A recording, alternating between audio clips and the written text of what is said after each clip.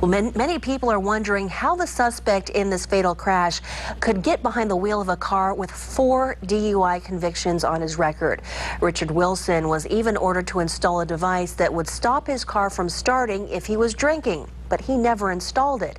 Action News Now reporter Brian Johnson has the story.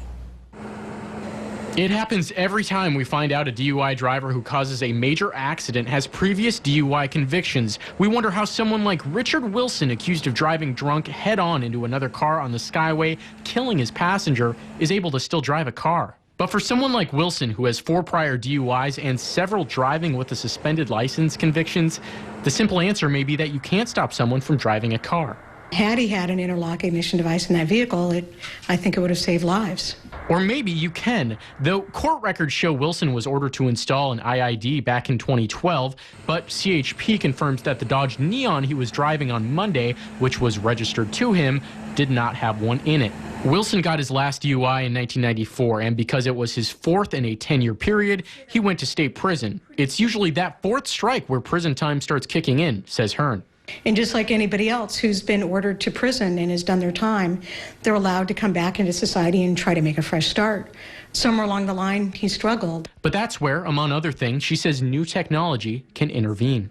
The courts and the probation department are availing themselves of this new technology. Like this SCRAM bracelet designed to deal with the repeat high-risk DUI offenders, 3+ DUIs or a BAC off the charts.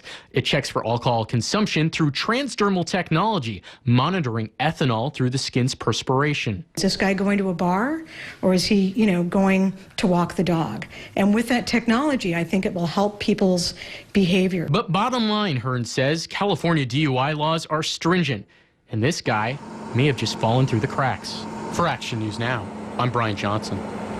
Hearne says that new legislation this year requires anyone pulled over with a suspended license must have an interlock ignition device installed. And a California senator is fighting to expand interlock ignition devices to all California counties for anyone who is convicted of drunk driving.